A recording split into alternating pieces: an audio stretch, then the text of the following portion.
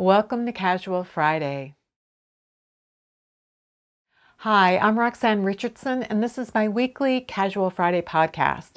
If you'd like to jump right to a specific point in the video, you can use the chapter links at the bottom of the playback screen. If you'd like to speed up or slow down the video, you can use the gear at the bottom of the playback screen to change the playback speed. In this week's video, I'll be talking about knitting through grief. I'll share a new work in progress, and I'll open some packages from viewers. So let's get started.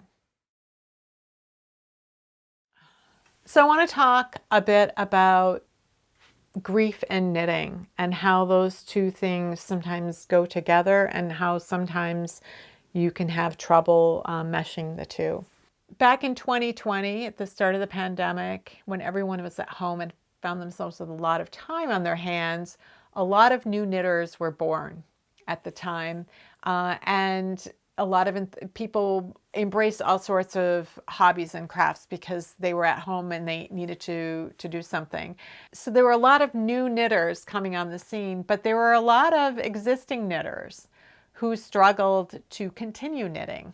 Some people just couldn't knit at all. Some people, it didn't change the amount of knitting they did, and other people found that they knit a lot more. I personally knew that I was staring out the window a lot. I was still knitting, but I knew I wasn't knitting as much, and I could see at the end of the year when I looked at all of the projects I completed that I hadn't knit as much as I normally would knit. So I knew that it affected me to some extent. In January, when I was preparing for Finish It February, I was doing segments each week on how to prepare for Finish It February. I talked about how you can sort through your pile of UFOs, your unfinished objects, particularly if you have a lot of them, and how to sort them into 3 piles.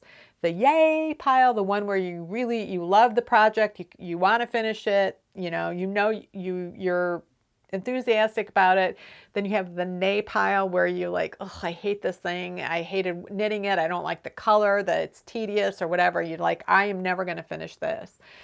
And then there's this other pile, this pile of ambiguity. And you're not enthusiastic about knitting. You can't motivate yourself to knit on it, and yet you don't want to let it go either.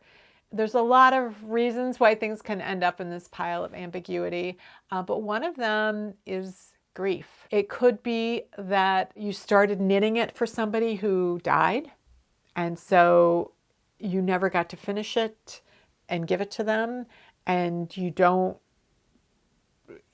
feel like you can finish it, like just emotionally, and you don't feel like you can rip it out and just make it disappear. Or it could be that the person who died, it's one of their UFOs, and you ended up as the recipient of all of their unfinished things in their yarn stash, and you're not sure what to do with it. You may or may not know who the intended recipient was. There is never a right or wrong way to handle any of these situations, but sometimes you just need ideas and to figure out, well, which one do you think you can manage, or which one resonates with you more. In some cases, I think it's okay to not ever finish the item. I had a student a number of years ago who, her mother had died a while ago, and she had come back to the Twin Cities and moved in with her dad to kind of take care of her dad. After he died, and then she was having to go through the entire house, she came across a bag of her mother's unfinished projects, and there was a needlepoint project that wasn't finished, and she really wanted to finish it and frame it and put it on the wall. But she felt so sad every time she worked on it. And she wanted to, she was like looking for some advice. And I couldn't really tell her what to do. But I did say to her, maybe it's okay to frame it and put it up as it is. Maybe it's okay that it's completed. Maybe to finish it, like if it's a knitting project, all you need to do is bind off. It doesn't need, you might want it off the needles, but it doesn't have to be finished. That's one option. Another is somebody else. You can hire somebody to finish it who doesn't have that emotional response to trying to work on it. Those are completely valid choices. Another choice is to think about somebody who might be in the same situation as the person who died. Maybe they were going through chemo and you were knitting chemo caps for them, and you could finish those caps and donate them to the clinic where the person had been going, and then somebody else who's in that same situation could take advantage of them. So there are a lot of different ways that you can handle something like that. Personally, other than the beginning of the pandemic and realizing that I couldn't knit as much as I normally did, it didn't stop me in my tracks like it did for some people, and didn't cause me to knit more. I did knit less, but it did help me get through all of this, the stress of those initial months. What I do know, though, is that there are other situations where I desperately need and want to knit, but I have to knit something that's completely separate from anything I've been working on previously. On May 29th, my mother died. It was not unexpected. We were kind of waiting for it to happen. She'd had dementia for a number of years and had really declined in the past 6 months. And she'd been in a nursing home since the end of February. So we knew it was going to happen, but it's my mother. The next day, which was May 30th, I had this desperate need to knit, but I knew that I did not want to work on my current work in progress, my reverse engineering sweater. It's a sweater that I'm really happy with. I'm really excited to wear it. And I knew from previous experience that I would end up having negative feelings associated with the sweater if I worked on it right after my mother died. I needed to work on something new. And I knew that it needed to be something small that I could complete in just a couple of weeks, and that then I would send off into the world. So it wouldn't be around as a reminder. And what I realized was that I needed to knit something for a new life. And the choice was my college roommate is expecting her first grandchild in September. And I knew, she told me back in March, she texted me for my birthday and told me she was going to be a grandmother. And so I knew that this was coming, and I was thinking at some point I'm going to need to knit something for this baby. And I thought, well, this would be the ideal time to do that and the ideal project for that. So that's what I started on May 30th. And I had to use yarn that I had here in my office because it's a national holiday. Nothing was open. So and I don't have much of a stash, especially for things that would be knit for babies. I have a lot of regular worsted weight, non-superwash wool in my office, and I have a lot of self-striping sock yarn. So that was a challenge until I realized that, I have a whole kind of wall of solid and tonal fingering weight yarns above me.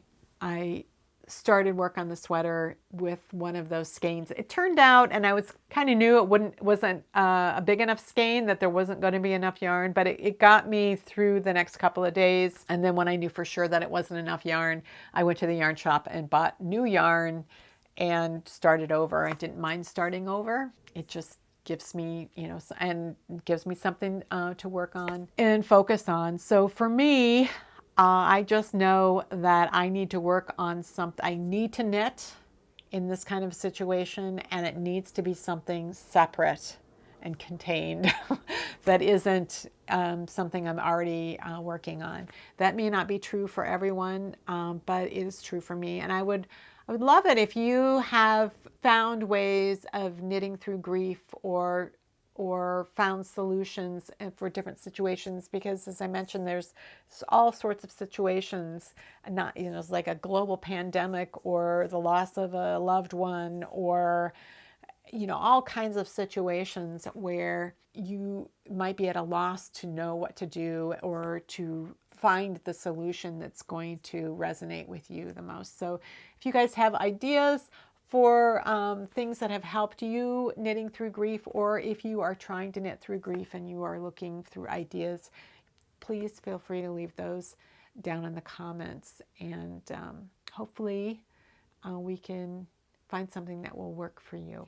This is the sweater I'm knitting. This is actually the second start. I started knitting on Memorial Day, which is a national holiday here in the United States. So there weren't going to be any yarn shops open, and I wanted to start knitting. So I found a skein of fingering weight yarn in my stash. I wasn't sure that there was enough yarn in the skein. It was 15 yards shorter than what the pattern said. And once I got done with the yoke, a day or two, a couple of days later, I could tell that I wasn't going to have enough.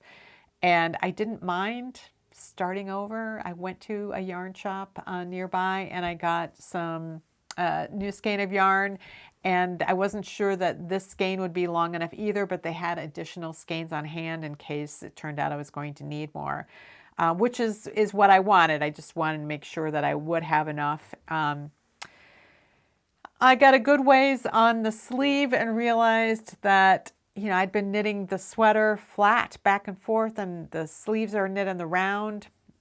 And I just don't knit stockinette sweaters very often, and I forget that my flat gauge is a little bit tighter than my in the round gauge. I ripped back what I'd done on the sleeve, and I just went down a little bit smaller needle. And I'll continue on. I'd considered knitting the sleeve flat instead on the same needles, but it's such a small sleeve, and to go back and forth is a real pain. So we'll see if this works instead.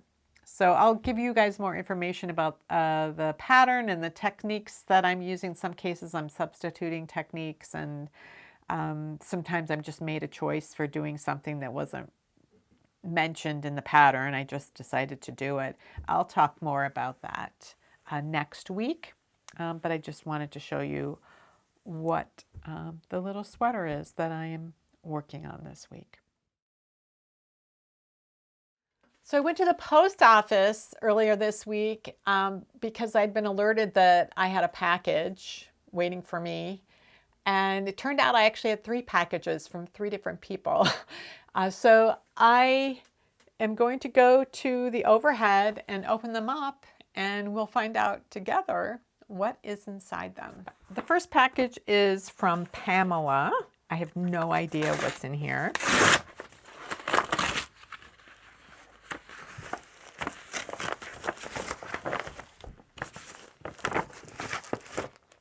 I had to stop and read the letter from Pamela. It just, what a wonderful gift she sent. There are a couple of things in here. One is a book called The Natural Knitter, How to Choose, Use, and Knit Natural Fibers. Pamela is doing some Swedish death cleaning, going through all of her things, and she thought I might enjoy this, but in particular she thought I would enjoy this little package, which contains some handwritten knitting patterns that were given to her many decades ago. I am really looking forward. She thought it might be interesting to me for my historical knitting project, and I can't wait to open this up. So this right here is actually something I have been wanting, something very much like this, and thinking, oh, I should figure out, you know, how big to make this. It's a lap cloth for spinners. So if you're working with darker wools, you can have the white side up. And if you are working with lighter wools, you can have the dark side up. So then you can kind of see what you're doing in your hands. And it also catches the fiber so that you don't get up from your spinning wheel with wool stuck to your legs like I typically do. So she says, I don't know if you know who Mabel Ross is. She is the Elizabeth Zimmerman of hand spinning. I must have a nerd gene somewhere because I appreciated her technical expertise and her spinning lap cloth. I made one like I saw in her books. My husband masked, then spray painted her short draw lines on both the black and white sides of my DIY lap cloth. That little cloth helped me spin and see what I was spinning better too. Just before Mabel died, I contacted her daughter, who said that her mom no longer had those lap cloths for sale, but she did have 2 left. I bought both years ago, and I want you to have one from one spinner to another. This is the cloth, and I'm not completely sure if this is just a design element or if there's something significant about these particular markings. So I'm going to have to look more into Mabel Ross and find out more. It's just, thank you very much, Pamela. Okay, so I had a chance to read through the letter a little bit more, and there actually was some instructions that came along with this neat cloth that explained what these lines are for, and they're to help with getting the correct amount of twist in your yarn, and so the instructions explain that. So I'm going to have to track down her book. There's a name for her book, The Essentials of Yarn Design for Hand Spinners by Mabel Ross. So I'm going to have to track that down and learn more about her. And I can't wait to be able to use this for the first time. I opened up the little package that had the 2 letters in it. And then there's this little knitting book of directions, and it's dated April 1936. So there's a number of different patterns in here. There's orange sweater using Iceland yarn. So I don't know if she was copying these over from an existing pattern, just like recopying them. Mother's crochet doily, and she's got a little illustration here of how to do things. So this is just, what a treasure this is. This is so wonderful. The 2 letters are, one of them is from Catherine. The woman who these were sent to was named Catherine. So there's a letter from her mother. And then there's another letter, my dear Catherine, and then this one was from somebody else, Elizabeth Baker. And it's kind of amusing. She said, under separate cover, I'm sending you your needle book with silk enough to finish it. I have also written out the directions for the rosette stitch in case you have forgotten how it was done. I find you were not quite careful enough about taking your thread neatly from one figure to another, and took out some of your work where you had taken a very long stitch in the back. So she didn't approve of how Catherine had worked on her needle work before. And she says, be more careful about finishing your thread, fastening it securely on the back, and then cut closely. And it's just kind of an amusing thing, although I don't know if I would have been amused if someone had sent that to me, but I am amused 100 or 90 years later. And this is the rosette stitch that she was talking about. It does appear to be some sort of needle point or needlework, and she's got directions for how to work it. So this is just a fascinating piece of personal textile history, and I'm delighted to have it, and so grateful to be able to read through these and communications between fellow needleworkers in previous generations. I'm not sure who this one is from. There is a return address, but no name on the outside. Once again, I have no idea what is in here. So I will open it up and see. It's a book. Oh, look at this. Knitting from the Netherlands, traditional Dutch fisherman sweaters. This is really interesting. I have a similar, I don't have this book. I've never heard of this. I have this book, and at first I was thinking, oh, maybe this is the same book, but it's not. So this book comes from Carol, who is from Rhode Island. She is another knitting nerd. She said she's a scientist, so she appreciates my analytical approach, and that she's used my tutorials to modify her own projects. Like me, she has taken up spinning as a related hobby. She says the history of this book is almost as interesting as the book itself. The Rhode Island Needle Guild met at the Slater Mill Historic Site for many years. There was a storage space in the attic with various materials collected by the guild. Recently, Slater Mill became part of the National Park Service because it is the birthplace of the Industrial Revolution and textile manufacturing. I assume she means within the United States. Samuel Slater emigrated from England and made the first thread spinning operation in 1790 in Pawtucket, Rhode Island. The National Park Service cleared out the attic and stopped hosting our guild meetings. Sadly, the guild is teetering on extinction because of COVID and the eviction from the mill.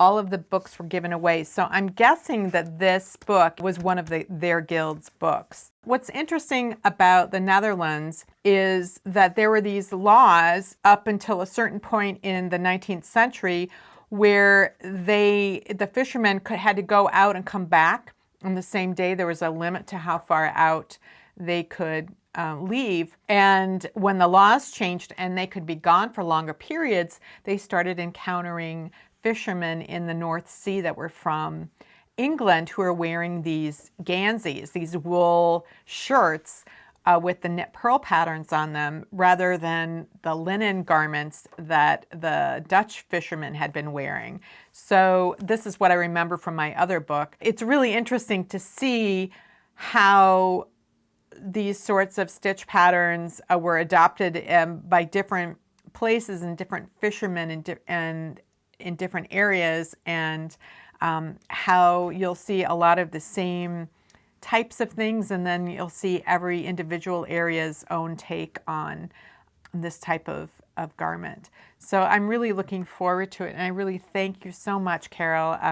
This was so kind. I really appreciate it. Now, this last package is one that I was expecting. It's from Canada. It's from Ria in Canada. She became a member of our local guild during COVID. She joined our Zoom knitting group and then eventually joined our guild. She has sent me vintage knitting books every now and again. There are some guilds that she's a member of in her area that they have these annual sales, and she always looks over the tables to see if there's any knitting books that I might want. And then she says, I found this and this and this. Do you want any of them? And so I'm like, yeah, I'll take this, that, and the other thing.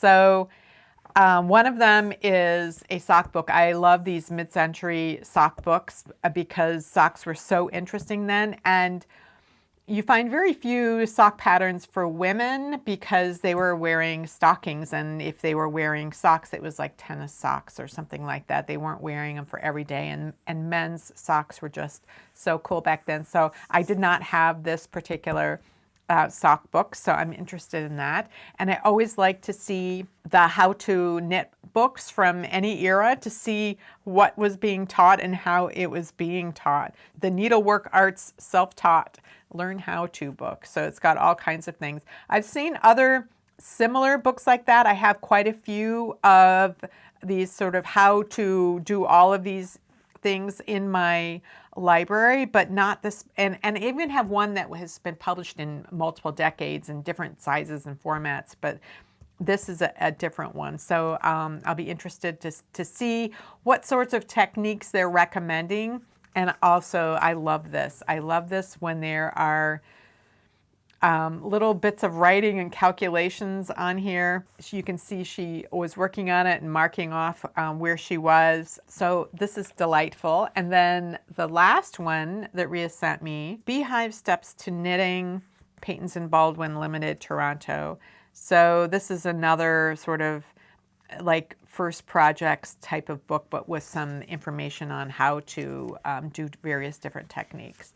So thank you so much, Ria. You always find the most interesting things, particularly the Canadian booklets often are a little bit different than what you get here in the United States. So it's always fun to see those. Oh, thank you so much to Ria, Pamela, and Carol. I can't tell you how much those packages mean to me. They're incredibly thoughtful. Well, that's it for this week's Casual Friday. If you have any comments or questions about today's video, you can leave those down in the comments below or join the discussion in my Ravelry group, Rocks. Thanks for watching, and I'll see you next week.